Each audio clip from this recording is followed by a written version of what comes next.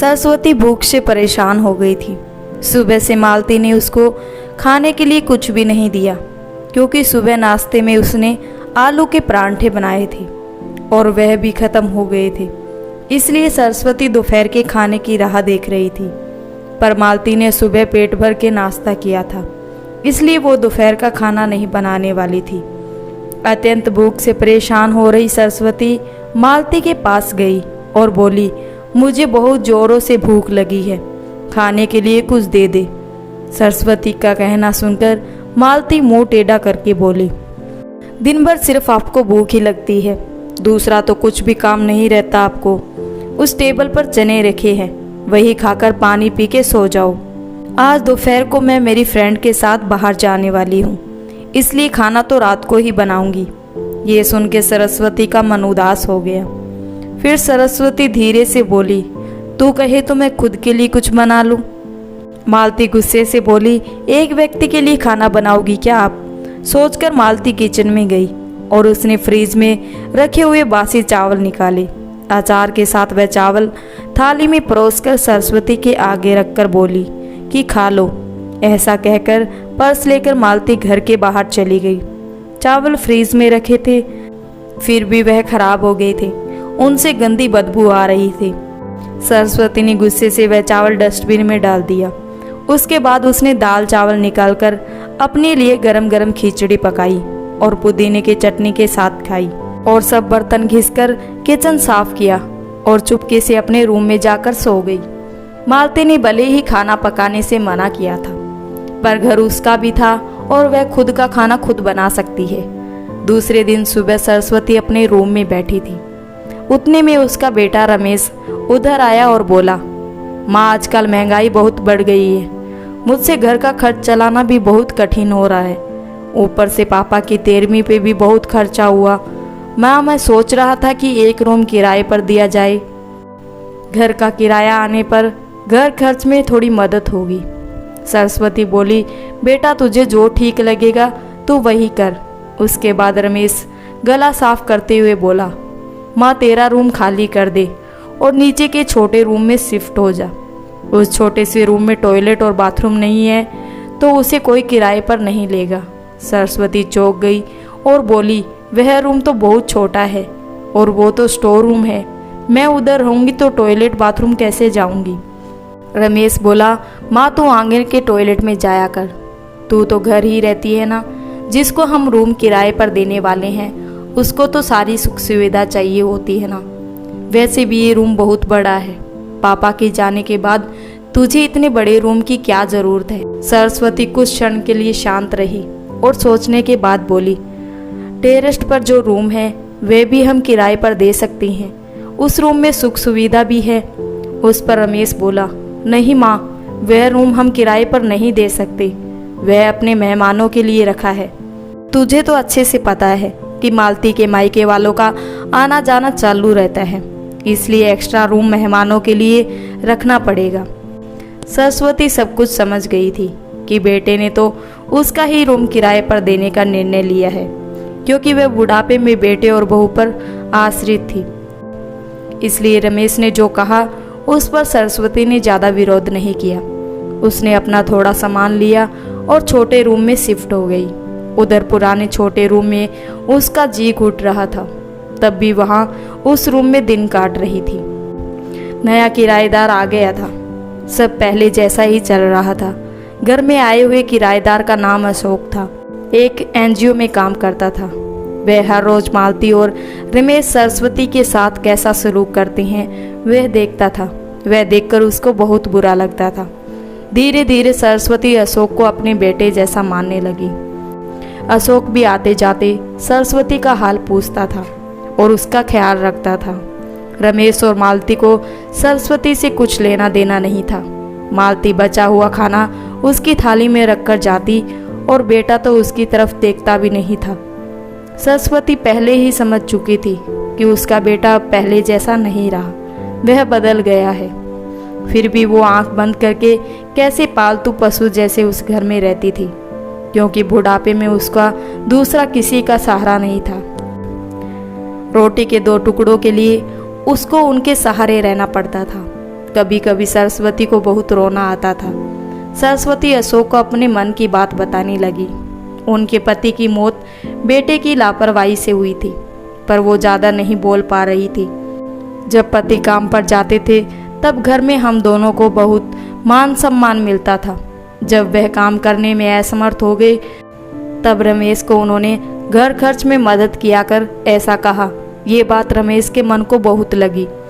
जब तक पति घर चला रहे थे रमेश अपने सब पैसे बचा लेता था, पर अब शर्म से और मजबूरी से उसको घर का खर्चा चलाना पड़ रहा था।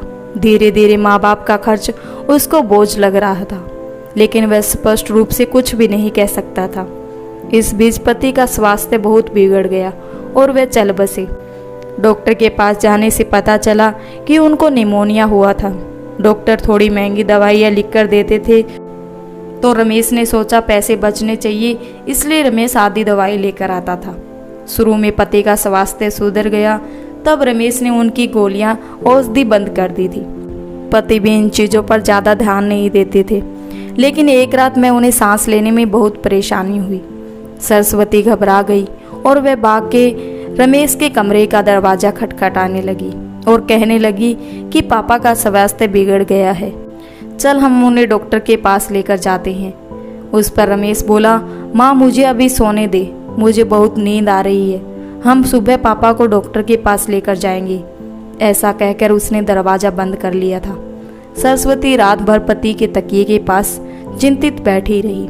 कभी छाती को तेल लगाकर मालिश कर रही थी तो कभी बाफ दे रही थी, पर भगवान को कुछ अलग ही स्वीकार था।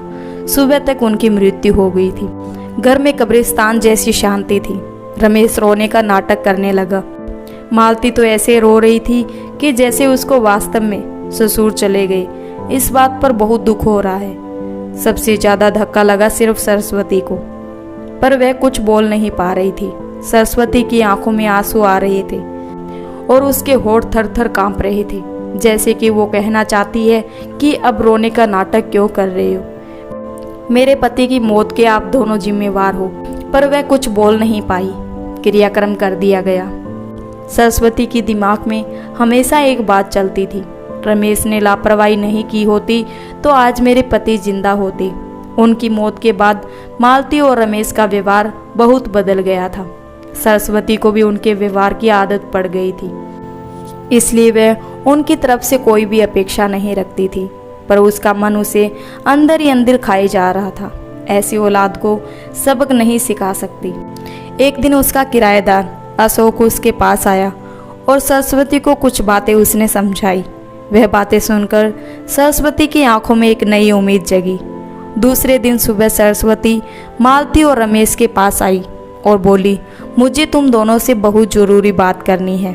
मुझे ऐसा लग रहा है कि तुम दोनों को मेरे साथ रहने में प्रॉब्लम है, इसलिए मैंने सोचा है कि मैं वृद्धाश्रम में रहूंगी। सरस्वती का कहना सुनकर मालती बहुत खुश हो गई। रमेश ने थोड़ा दुखी होने का नाटक किया। फिर थोड़ी देर में सरस्वती ने उन दोनों के चेहरे के हाव भाव देखे और बोली, रमेश तुझे दुखी होने की ज़रूरत नहीं है और मालती तुझे इतना खुश होने की ज़रूरत नहीं है, पहले मेरी बातें सुन लो। और सरस्वती हंसकर बोली, ये बात सच है कि मैं वृद्धाश्रम में रहूंगी, पर इस घर से कहीं नहीं जाऊंगी। मैं इस घर को ही वृद्धाश्रम बनाऊंगी। अब यहाँ तुम्हारे जैसे स्वार्थी बेटे और बहू यहाँ नहीं रहेंगे, मेरे जैसे बूढ़े लोग यहाँ रहेंगे। ये मेरा आखिरी निर्णय है। ये सुनकर रमेश और मालती दोनों ही चौंक गए। रमेश और मालती एक दूसरे की तरफ देखने लगे। उन दोनों ने सोचा था कि सरस्वती घर छोड़कर चली जाएगी तो वे दोनों खुशी से रहेंगे। उनको लगा था कि अब उनको सरस्वती की जवाबदारी लेनी नहीं पड़ेगी, उसका ख्याल नहीं रखना पड़ेगा, पर इधर तो सब उल्टा हो गया। सरस्वती का कहना सुनकर रमेश गुस्से से बोला, माँ तेरा दिमाग तो ठीक है ना, इस घर पे मेरा अधिकार है, फिर तू इस घर को कैसे वृद्धाश्रम बना सकती है? तू भूल रहा है बेटा, अभी तक ये घर मेरे नाम पर है। सरस्वती गुस्से से बोली, तुम दोनों ने मुझे बहुत परेशान किया है, छोटी छोटी बातों पर मेरा अपमान किया है, बीमारी के वक्त भी मुझ पर ध्यान नहीं दिया, खाने पीने के लिए भी मुझे बहुत तरसाया। तेरे पिताजी भी मुझे छोड़कर चले गए। अगर मैंने कठोर निर्णय नहीं लिया तो मेरा भी वही हाल होगा जो तुम्हारे पापा का हुआ था। इसलिए मैंने सोचा है कि बेटे के झूठे प्यार के जाल में फंसने से अच्छा मैं अपने बारे में सोचूं। रमेश घुटनों पर आकर बोलने लगा, माँ मुझे माफ़ कर दे, हम दोनों तेरा अच्छे से ख्याल रखेंगे, तेरा कभी भी अपमान नहीं करेंगे, पर तू इस घर को वृद्धाश्रम मत बना। माँ थोड़ा सोच कर देखो हमारा क्या होगा। सरस्वती ऊंची आवाज़ में बोली, मैंने और तेरे पापा ने तुझे अच्छे संस्कार दिए थे, फिर भी तूने सिर्फ तेरे परिवार के बारे में सोचा, हमारा नहीं। फिर मैं तेरा कैसे सोचूं? तू तेरे परिवार का सोच, मेरी चिंता मत कर और जल्द से जल्द ये घर छोड़कर चला जा, क्योंकि इस घर में अब अच्छे लोग रहने आ रहे हैं। इतना कहकर सरस्वती अपने रूम में चली गई। रमेश और मालती शांत सरस्वती को जाते हुए देखते रह गए। सरस्वती ने अपने जैसे बूढ़े लोगों को उसके घर में श्रेय दिया। अशोक की मदद से वृद्धाश्रम अच्छे से चलने लगा।